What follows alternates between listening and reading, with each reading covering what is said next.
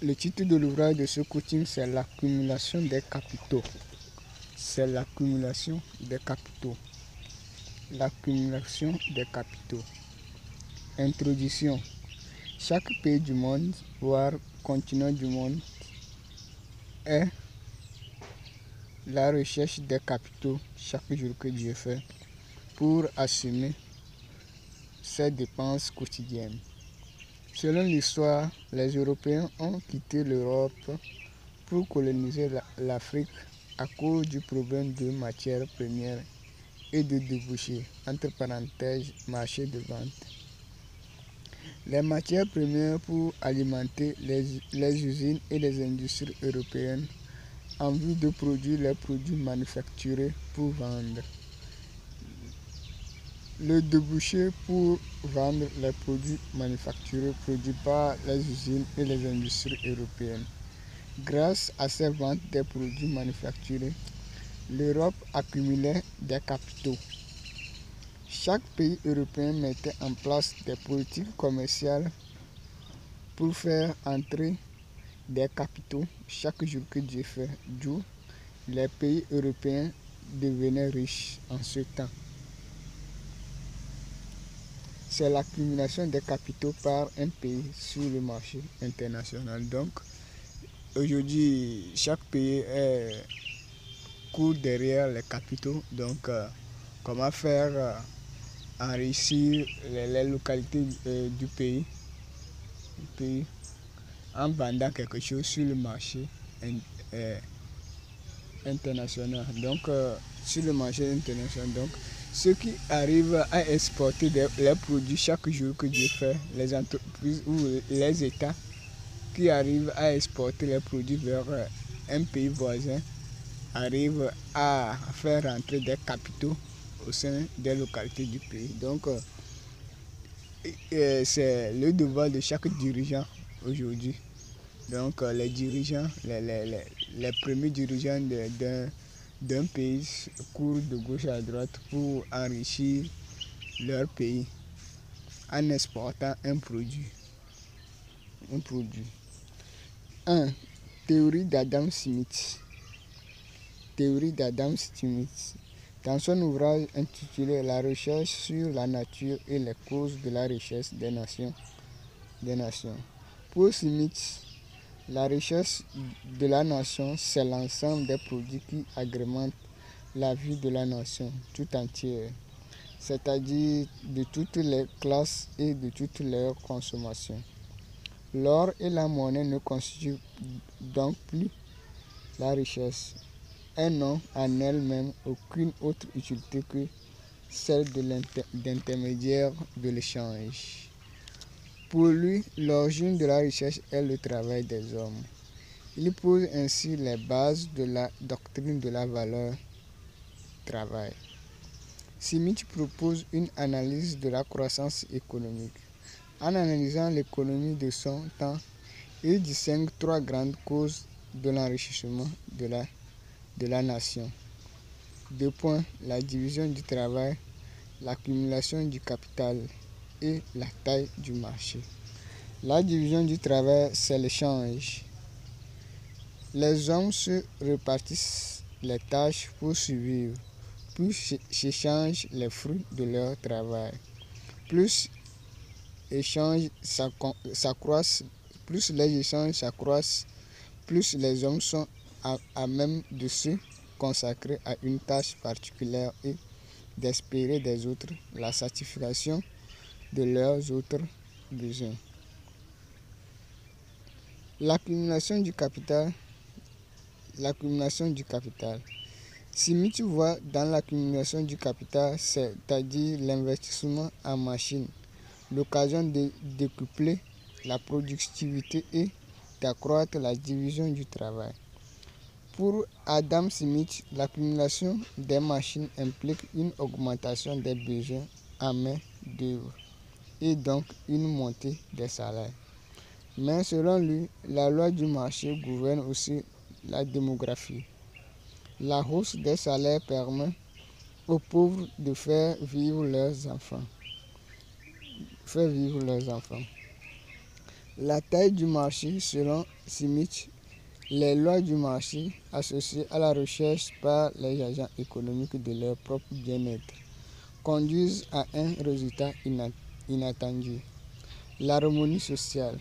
La confrontation des intérêts individuels mène naturellement à la concurrence et cette dernière amène les individus à produire ce dont la société a besoin. L'ouvrage de Smith parle du marché interne des entreprises d'un pays.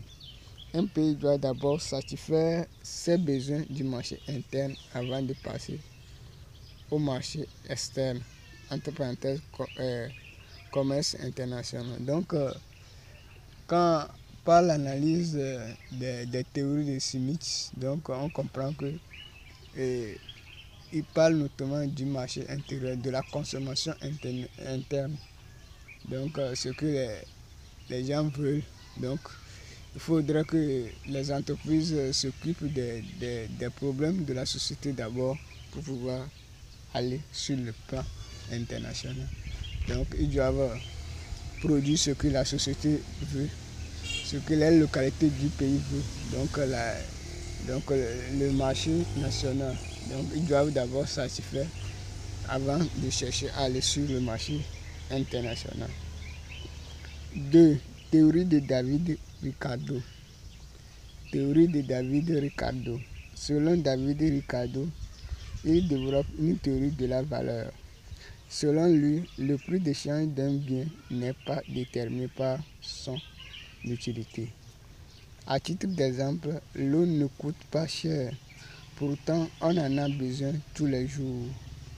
Ce n'est pas la loi de l'offre et la demande, mais c'est le coût de production qui détermine en définitivement le prix des marchandises. Donc, c'est le coût de production qui détermine le prix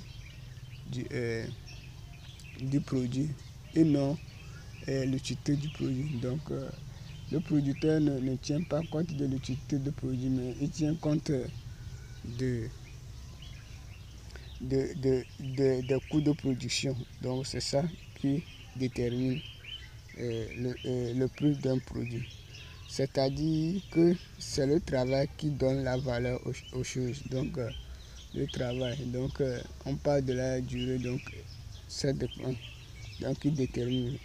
Il démontre que tous les pays, sans exception, ont un intérêt à participer au commerce international.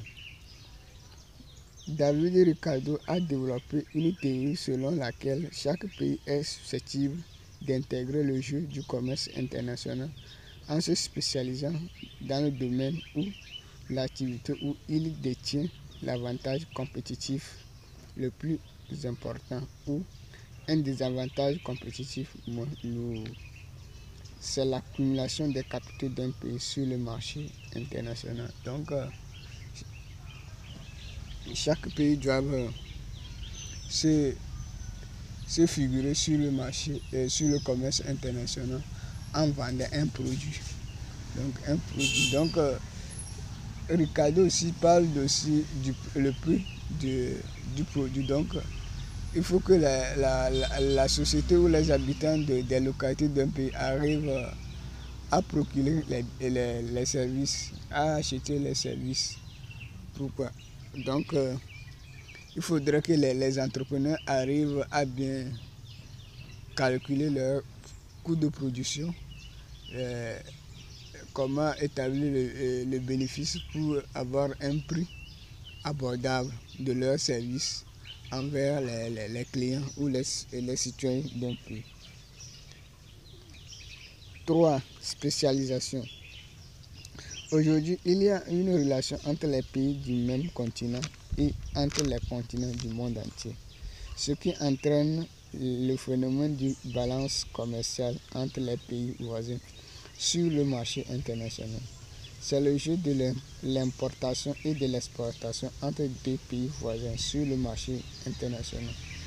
Les entreprises d'un pays doivent s'organiser pour produire les produits identiques pour satisfaire d'abord le marché interne ou le marché national et et satisfaire les besoins du marché international ou le marché interne. On a deux types de commerce pour les entreprises d'un pays, à savoir le commerce national qui s'occupe du marché interne d'un pays et le commerce international qui s'occupe du marché externe plutôt. Chaque pays a le devoir d'étudier le marché international pour identifier le produit qui manque à un ou des pays voisins pour faire un sujet du marché international qui va consommer les produits des entreprises du pays producteur. La spécialisation doit arriver aussi au niveau des activités d'une entreprise pour qu'une entreprise puisse produire les produits de qualité. Chaque pays doit protéger son marché qui est un pays voisin. Le protectionnisme c'est le protectionnisme. Le protectionnisme est une politique qui consiste à protéger un produit des entreprises d'un pays producteur sur le territoire d'un pays voisin, qui est le marché qui consomme les produits. Si le pays producteur n'arrive pas à satisfaire les besoins du marché du pays voisin en termes de produits, là, un autre pays producteur du produit rentre sur le marché. C'est le partage du marché. Donc, il doit protéger. Non, donc, s'il n'arrive pas à satisfaire les besoins, il laisse la place à un autre pays qui va compléter le marché.